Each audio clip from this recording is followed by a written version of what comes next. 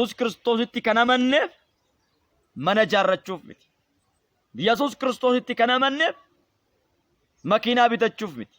Yesuus Kiristoositti kan amanneef akkaawuntii keenya irratti birriin akka nuuf galuuf miti.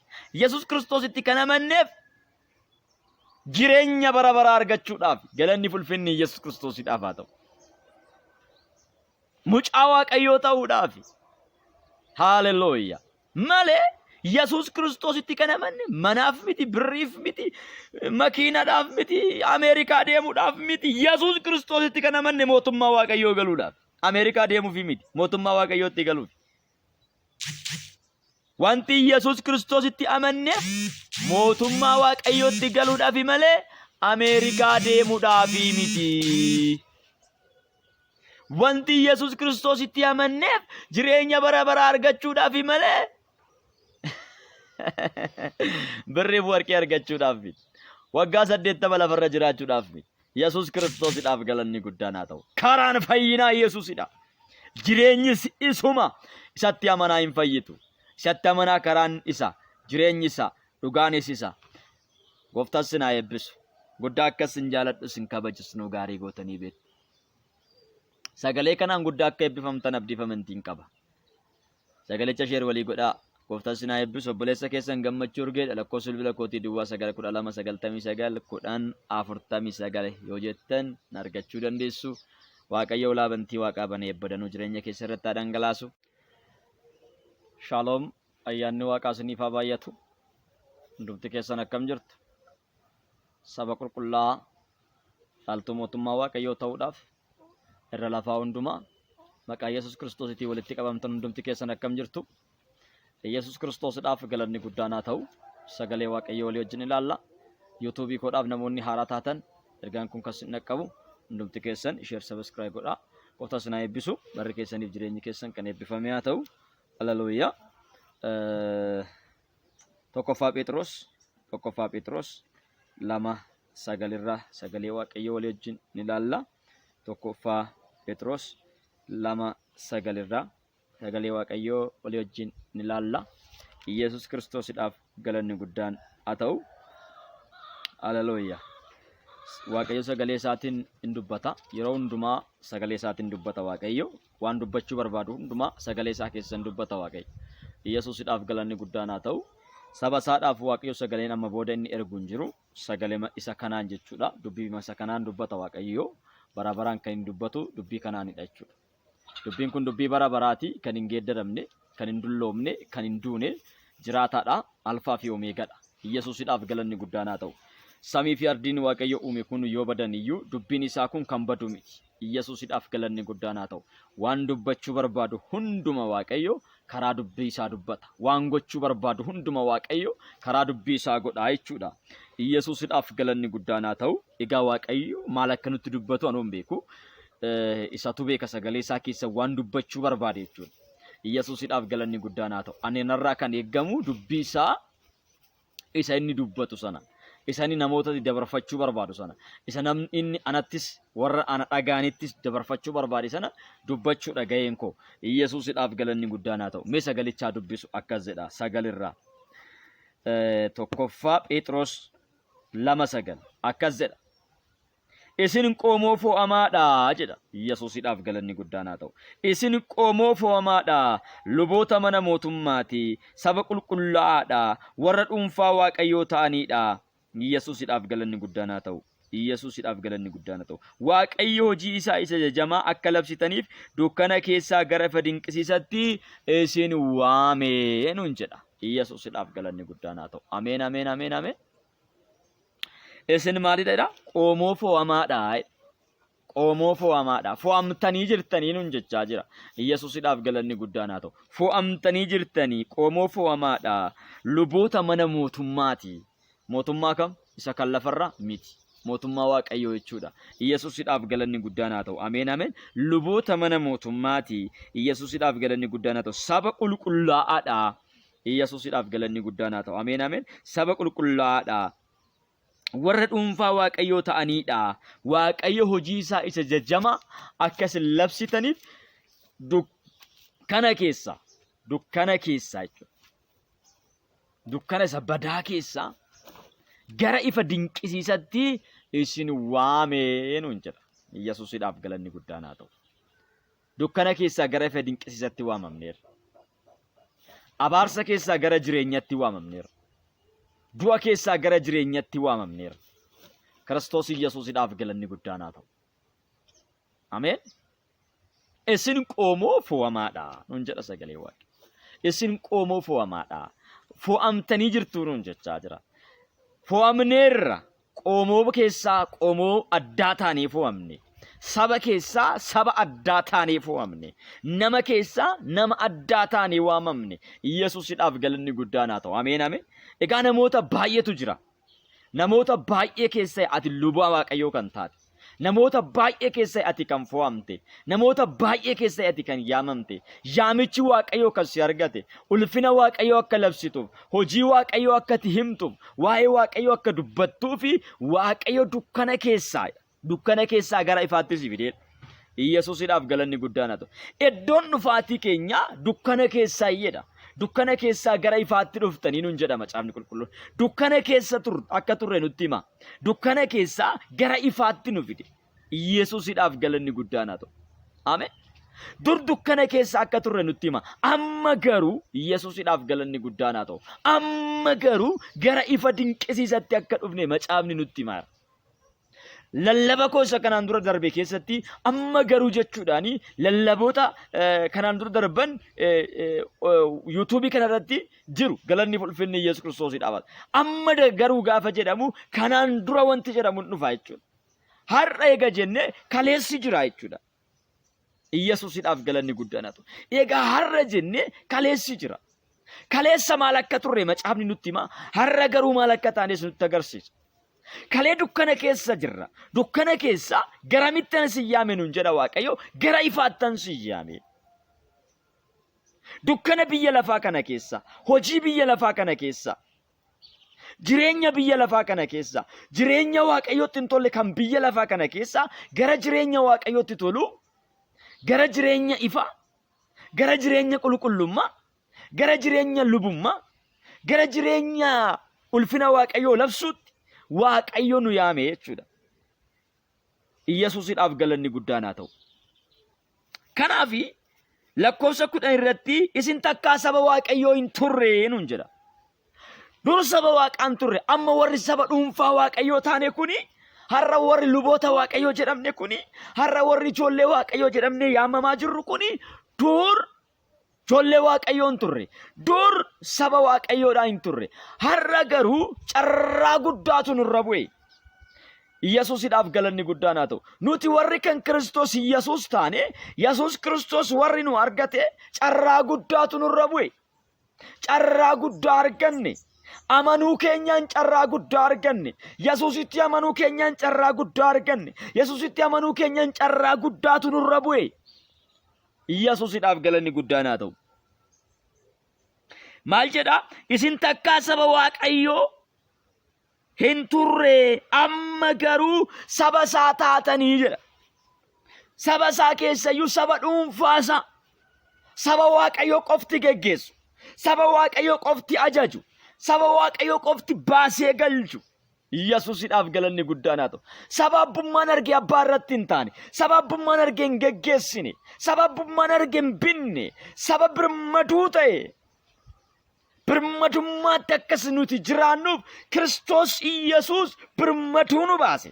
Nuti birmaduu baaneerra. Ijoollee Kiristoos dhagaa. Yesuus Kiristoositti kan amantan dhagaa. Yesuusin fayyisaa dhuunfaa keessanii gootanii kan fudhattan dhagaa. Birmaduu baatanii jirtu. Yesuus malee amma kasin geggeessu kan biraan jiru. Yesuus malee amma kasin wajjiniin ta'u kan biraan jiru. Abbaan keessanii Yesuus malee kan biraan jiru. Yesuusidhaaf galanni guddaan haa ta'u. Saba dhuunfaa Waaqayyoo taatanii kan Waaqayyoo qofa. Yesuusidhaaf galanni guddaan haa ta'u. Abbaan keenya Waaqayyoo qofa. Geggeessaan keenya Waaqayyoo qofa. Kan nu bitu Waaqayyoo qofaadha amma booda jechuudha. Amma garuu Yesuusidhaaf galanni guddaan haa ta'u. Amma garuu saba Waaqaa taaneerra. Amma garuu luboota Waaqayyoo taaneerra. Amma garuu tajaajiltoota Waaqayyoo taane. Amma garuu ijoollee Waaqayyoo taane bara baraan. Yesuusidhaaf galanni guddaan haa ta'u. Ijoollee Waaqayyoo kan taane bara baraan aboo mucummaa kan arganne bara baraan waa'ee gooftaa keenya Yesuus Kiristoos yeroo baay'ee dubbachuu nan jaalladha. Namoonni waa'ee gooftaa keenya Yesuus Kiristoos kommuu nutti haasa'anii dhalachuu isaa irraa yookaan immoo durbee Maariyaam irraa dhalachuu irraa jalqabeet mucaa Waaqayyoo ta'e jedhanii nutti himu. Yesuus Kiristoos mucaa Waaqayyoo kan inni ture uumamuu biyya lafaa dura baran beekamne ture. Yesuusidhaaf galanni guddaan haa ta'u. Baran beekamneef nuyyuu hin beeknu barri isaa hin beekamu. Sababni isaa Waaqayyoo kan uumame waan hin turre. Waaqayyo inni mataan isaa uumadha waan ta'eef Yesuus Kiristoos bara baraan mucaa Waaqayyooti. Hundumtuu isaan ta'e isa malee kan ta'e tokkollee hin jiru jedha Macaafni Qulqulluun. Yesuusidhaaf galanni guddaan haa ta'u.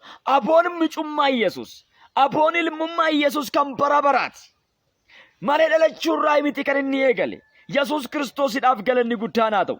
Aniif isinii garuu aboo mucummaa kan arganne Yesuus Kiristoositti amanuudhaan guyyaa Yesuus Kiristoositti amannerraa kaanee akka kan Yesuus sana bara baraanii miti. Bara sanaan dura mucaa ijoollee Waaqayyoo hin turre nuti. Sanaan dura ijoollee Waaqayyoo hin turre nuti. Sanaan dura saba Waaqayyoo hin turre nuti. Gaafa Yesuus Kiristoos argannerraa jalqabne nuti ijoollee Waaqayyoo taane. Yesuus garuu aboon mucummaa isaa, aboon waaqummaa isaa kan bara baraati. Waaqayyoo wajjin bara baraan kan ture, Waaqayyoo wajjin bara baraan kan jirudha. Yesuusidhaaf galanni guddaan haa ta'u. Aboon mucummaa isaa kan hin shaaramnedha. Dhalachuurraa miti kan inni eegale. Duris mucaa Waaqayyooti. Har'as mucaa Waaqayyooti. Gara fuulduraattis mucaa Waaqayyooti. Bara baraan inni mucaa Waaqayyooti. Nuti aniif isin garuu mucaa Waaqayyoo kan taane Yesuus Kiristoositti gaafa amannerraa jalqabe mucaa Waaqayyoo taane. Kaleessa saba ormaa turre. Kana gaafa isiniin jedhu fedha keenyaan ofii keenya waan barbaanne duukaa bu'uudhaan ofii keenya seexana duukaa bu'uudhaan biyya lafaa duukaa bu'uudhaan yaada Waaqayyoo keessaa baane aboo biyya lafaa kana keessatti inni aboo qabu seexanni akka barbaade nu bitaa tureera. Yesuusidhaaf galanni guddaan haa ta'u. Akka barbaade nu bitaa tureera. Akka barbaade nu ergachaa tureera. Isa kanaaf isni kun abbaa nurratti ta'e kan isaa taane isaaf ergamaa turreerra. Namni sobu, namni hatu, namni sagaagalu hundumti mucaa Waaqayyoo ta'uu waan hin dandeenye. Kan sobu mucaa Waaqayyoo ta'uu waan hin dandeenye. Kanatu mucaa Waaqayyoo ta'uu waan hin dandeenye. Hundi isaa keenya warri sobaa turre, warri hataa turre, warri sagaagalaa turre, warri jibbaa turre, warri jireenya gadhiisii Waaqayyoon jaalanne hundumaa jiraachaa turre. Hundumti keenya mucaa seexanaa turre. Kiristoos Yesuus dukkanni seexana waan tureef seexana jara gara jireenya bara bara gara jireenya ifti Waaqayyoodha waan ta'eef seexana jala gara Waaqayyootti Yesuus Kiristoos nu deebise. Duudhii isaatiin dhangala'uu dhiiga isaatiin miiccanne cubbuu keenyatti qulqulloofne saba Waaqayyoo saba dhuunfaa Waaqayyoo ta'uu irra dabarre aboo mucummaadha arganne. Isatti kan amanu hundinuu isatti Yesuus Kiristoositti kan amanu hundumtuyyuu mucaa Waaqayyoo akka ta'uufi aboon isaaniif kennee jedha. Yesuusidhaaf galanni guddaan haa ta'u. Aboo mucummaa arganne kan Yesuus ta'u kan Waaqayyoo ta'u bara baraan mucaa taane amma booda mana Waaqayyoo keessatti hafuudhaaf kana booda kan Waaqayyoo taane bara baraan ulfina isaaf laachuudhaaf nuti aboo mucummaa arganneerra. Yesuusidhaaf galanni guddaan haa ta'u. Kanaaf isin takka saba Waaqayyoo hin turre amma garuu saba Waaqayyoo taatanii jirtu nuun jedha Macaafni Qulqulluun. Amma taaneerra saba Waaqayyoodha. Yoomirraa gaafa Yesuus Kiristoosin fayyisaa dhuunfaa keenyaa goone ofirratti moosisneerraa jalqabne nuti ijoollee Waaqayyoo taane. Namni mucaa Waaqayyoo ta'uu barbaadu, namni Waaqayyoo taraaramuu barbaadu, namni kan Waaqayyoo ta'uu barbaadu Yesuus Kiristoositti amanuu qaba jechuudha. Yesuus Kiristoositti yoo amanne mucaa Waaqayyoo ta'uun hin danda'amu. Karaan ittiin mucaa Waaqayyoo ta'an, karaan aboo mucummaa ittiin argachuu danda'an, aboo mucummaa karaan ittiin argatani mucaa Waaqayyoo ta'uudhaaf, jireenya bara baraattis galuudhaaf, mootummaa Waaqayyoo dhaaluudhaaf karaan tokkicha innis Yesuus Kiristoosidha. Yesuus Kiristoositti yoo amanne malee, isatti yoo amanne malee jireenyatti galuu gonkumaayyuu hin dandeenye. Karaan gara jireenyatti geessu Yesuusii waan ta'e. Yesuusidhaaf galanni guddaan haa ta'u. hundumti keenya waaqayyo duratti beekamtii hin qabnu karaa ilma isaa garuu beekamtii arganneerra hundumti keenya fuuldura waaqayyooti ari'atamneerra sababa addaam irraa kan ka'e sababa addaam kufe irraa kan ka'e hundumti keenya fuuldura waaqayyooti ari'atamneerra waaqayyo ari'ee jireenya keessaa gadi nu yaaseera haa ta'u garuu gooftaan keenya Yesuus Kiristoos gadi bu'uudhaan foon namni uffate uffatuudhaan durbeerraa dhalachuudhaan nuuf duudhaan du'a moo'ee ka'uudhaan ol ba'ee mirga abbaa taa'uudhaan ammas deebi'ee dhufuudhaan nuuf jireenya bara baraa nuuf kenne warra diina waaqayyoo turre waaqayyootti nu araarse hoolaa araaraa nuuf ta'e Yesuus hoolaa araaraa nuuf ta'e Yesuus nuuf jedhee qalame Yesuus Yesuusidhaaf galanni guddaan haa ta'u qalamuu isaatini du'uu isaatini gatii kafaluu isaatini keenya gatiin hundumtuu baafameera amma birmatuu baaneerra amma ijoollee waaqayyoo taaneerra macaafni qulqulluun akkuma dubbatutti wangeela Yohaannis 1:12 irratti macaafni qulqulluun akkuma dubbatutti akkas jedha nan dubbisa maqaa gooftaatiin hamma isa simataniif ijoollee waaqayyoo akka ta'aniif aboo isaaniif kenne isaanis warra maqaa isaatti amananiidha warra isa simatani Yesuus Kiristoosii warra simatani Yesuus Kiristoositti warra amananiif warra isa amananiif ijoollee waaqaa akka ta'aniif bara baraan mana waaqayyoo keessa akka jiraataniif amma booda aboo mucummaa kana fudhatanii bara baraan akka isaan jiraataniif Yesuusidhaaf galanni guddaan haa ta'u ameen amma boodaati mucaa waaqayyoo waan taateef hin dhaalta mootummaa waaqayyoo waan Yesuus Kiristoos argatu isa wajjin hin argattaa jechuudha Yesuusidhaaf galanni guddaan haa ta'u waaqayyo inni dukkana keessaa gara dinqisiisatti nu yaame maqaan isaa ulfaatu dukkana keessaa waamamneerra dukkana keessaa gara dinqisiisatti waamamne Maka tu dala varaduna makreleve jena mediyaabos hallelujah Yesuus Kiristoosiidhaaf galanni guddaan haa ta'u ammas sagalicha akkas jedha isin takka saba waaqayyoo hin turre amma garuu saba waaqayyoo taataniirtu isin takka araara hin argatin turtan amma garuu araara argattanii jirtu kanaan dura araara sun argatin turtanii araarri wanti jedhamu sinirra hin jirre araara kan hin qabneedha eekkamsa waaqayyoo jala turtanii abaarsa jala turtanii amma garuu Yesuusidhaaf galanni guddaan haa ta'u buleessa ko amma garuu fayyiteerta gaafa Yesuus Kiristoosin ofirratti moosisterraa jalqabde gaafa Yesuus Kiristoosin fayyisaa dhuunfaa keetii gootee fudhatterraa jalqabde araara argattee jirti Yesuusidhaaf galanni guddaan haa ta'u amma garuu araara argattee jirti hoolaan araaraa Yesuusii du'eera Yesuus gatii kee hundumaa kafaleera isatti amanuudhaan fayyite isatti amanuudhaan birmaduu baate waaqayyo biraa amma ari'atamtee turte waaqayyo irraa fagaattee turte diina waaqayyo jedhamaa turte har'a garuu araara argatteerta Yesuus Kiristoosiidhaaf galanni guddaan haa ta'u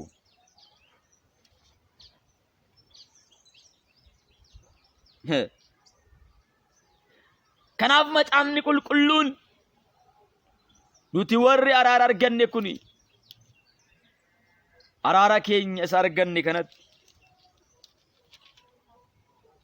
qabamnee jiraachuun nurraa barbaada isa arganne kana cimsinee qabu nu barbaada yeroo baay'ee dubbachuu kanan jaaladhu Galaatiyaa 5:1 birmadummaatti akka nuti jiraannuuf Kiristoos Yesuus birmaduu nu baasee erga jedhee booda deebitanii waanjoo garbummaa jalatti hin qabaminaa jabaadhatii dhaabadhaa deebitanii waanjoo garbummaa jalatti hin qabaminaa deebi'anii qabamuu hin jira jechuudha yoo ati hin eegganne taate jireenya argatte sirraa fuudhama jechuudha yoo ati hin qabanne ta'e Yesuusidhaaf galanni guddaan waaqayyoo bara baraan si jaalateera jaalalli waaqayyoo kan bara baraati Yesuusidhaaf galanni guddaan haa ta'u isa waaqayyoo nuuf kenne garuu nuti ittiin jiraannu yoo ta'e irraa fuudhama jechuudha kanaaf amma garuu araara waaqayyoo arganneerra hallelujah amma garuu fayyina arganneerra amma garuu fayyineerra amma garuu birmaduu baaneerra Kiristoos Yesuus birmaduu nu baaseera nuti amma warra birmaduu baaneedha nuti amma warra fayyineedha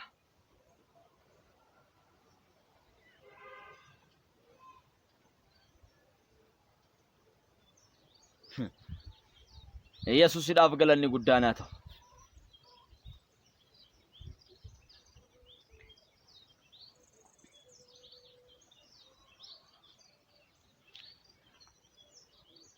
Caafata qulqullaa'aa keessatti Waaqayyo saba koo miti nuun jedhee ture.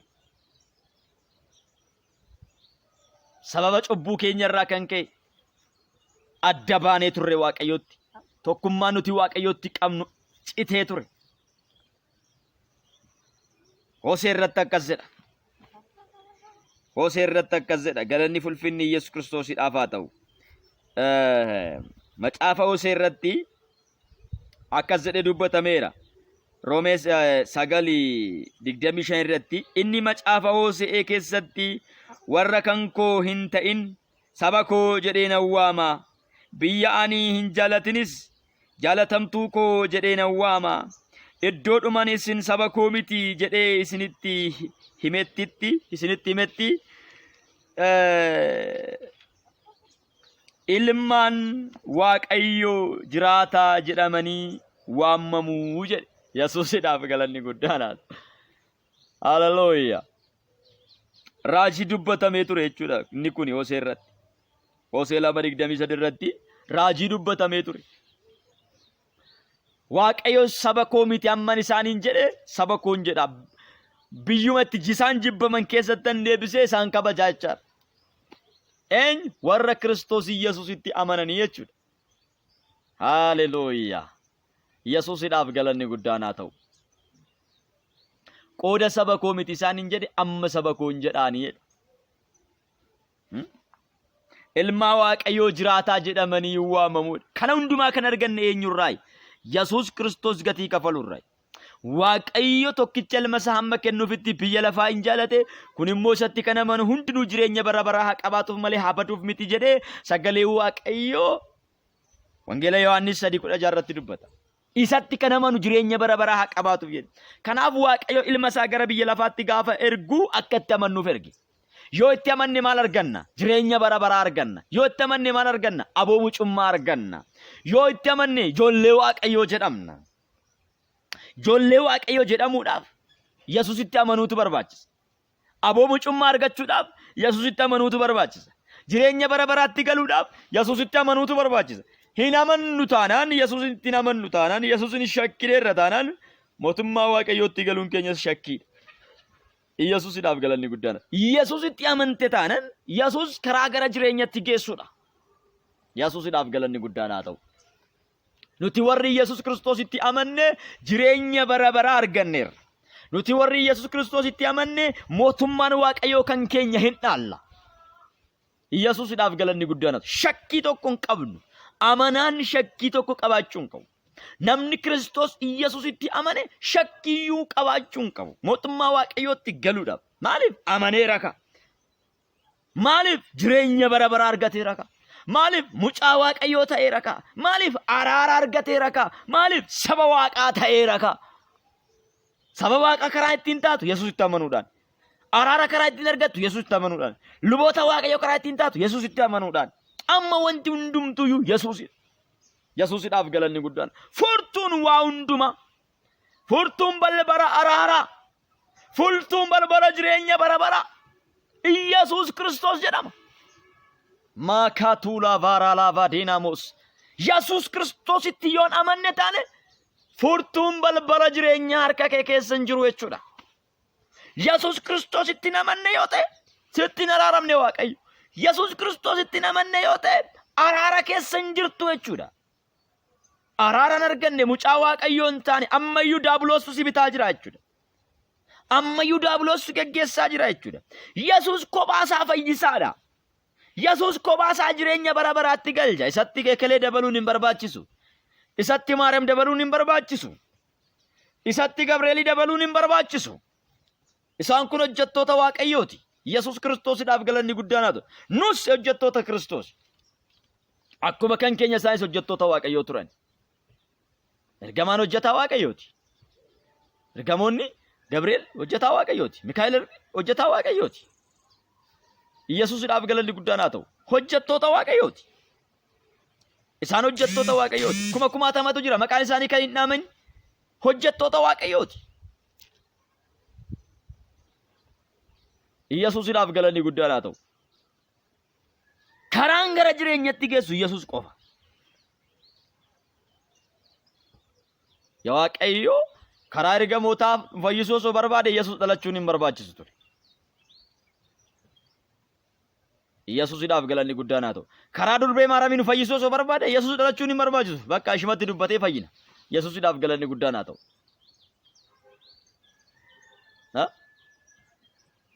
Karaan fayyina Yesuusitti amanuudha. Nama amane hin fayya jireenya bara baraas hin argata. Yesuusiidhaaf galanni guddaan haa ta'u. Karaan fayyina, karaan jireenya Yesuus tokkicha isatti amanuudha. Isa wajjin walii galuudha. Namni Yesuusitti gaafa amanu Waaqayyo wajjin walitti araarama.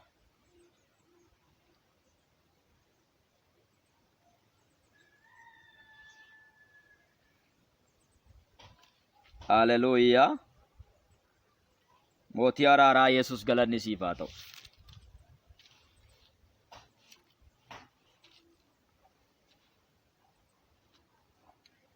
Amma garuu maal taataniidha macaafni qulqulluun? Saba Waaqayyoo taatanii nuun jedha. Duroo saba Waaqayyoon turre nuti. Dur saba Waaqayyoon turre. Saba Waaqayyoo kan taane amma. Dur hin turre. Dur saba Waaqaan turre nuti. Saba Waaqayyoon turre. Saba Waaqayyoo kan taane amma.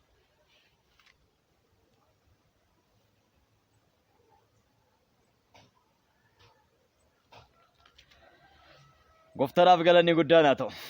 Amma garuu saba Waaqaa taanirra. Amma garuu saba Waaqaa taanirra. Amma garuu luboota Waaqayyoo taane. Amma garuu saba dhuunfaa Waaqayyoo taane. Amma garuu araara arganne. Amma garuu hin fayyine. Amma garuu jireenya bara baraa arganne. Amma garuu mucaa Waaqayyoo taane. Aboo mucummaatu nuuf kenname. Salphaa isinitti fakkaata. Yesuusitti amanuun keenya salphaa miti. Yesuusitti kan amanneef mana bitachuuf miti. Yesuusitti kan amanneef micaa argachuuf miti. Yesuusitti kan amanneef akkaawuntii keenya irratti birriin nuuf haa galuuf miti. Yesuusitti kan amanneef kaayyoon nuti Yesuusitti amanneef sidittan hima. Irra kaachaa warri jirtan dhagaa. Irra fiigaa warri jirtan dhagaa. Ilaa Yesuus Kiristoositti kan amanneef mana ijaarrachuuf miti. Yesuus Kiristoositti kan amanneef makiinaa bitachuuf miti. Yesuus Kiristoositti kan amanneef akkaawuntii keenya irratti birriin akka nuuf galuuf miti. Yesuus Kiristoositti kan amanneef jireenya bara baraa argachuudhaaf galanni fulfinni Yesuus Kiristoosiidhaaf haa ta'u. Mucaa Waaqayyoo ta'uudhaaf. Hallelujah. Malee Yesuus Kiristoositti kan amanne manaaf miti, birriif miti, makiinaadhaaf miti, Ameerikaa deemuudhaaf miti. Yesuus Kiristoositti kan amanne mootummaa Waaqayyoo galuudhaaf. Ameerikaa deemuuf miti, mootummaa Waaqayyootti galuuf. Wanti Yesuus Kiristoositti amanne mootummaa Waaqayyootti galuudhaaf malee Ameerikaa deemuudhaaf miti. Wanti Yesuus Kiristoositti amanneef jireenya bara baraa argachuudhaaf malee birriif warqee argachuudhaaf miti. Waggaa 80 lafarra jiraachuudhaaf miti. Yesuus Kiristoosiidhaaf galanni guddaan haa ta'u. Karaan fayyinaa Yesuusidha. Jireenyi isuma isatti amanaa hin fayyitu. Isatti amanaa karaan isa, jireenyi isa, dhugaanis isa. Gooftaan sin haa eebbisu. Guddaa akkas sin jaaladhu sin kabajisnu gaarii gootanii beektu. Sagalee kanaan guddaa akka eebbifamtan abdiifamantiin qaba. Sagalicha sheer walii godhaa. Gooftaan sin haa eebbisu. Obboleessa keessan gammachuu urgee lakkoofsa bilbila kootii duwwaa 91299 yoo jettan argachuu dandeessu. Waaqayyo ulaa bantii waaqaa banee eebbadanuu jireenya keessa irratti dhangalaasu eebbifamaa.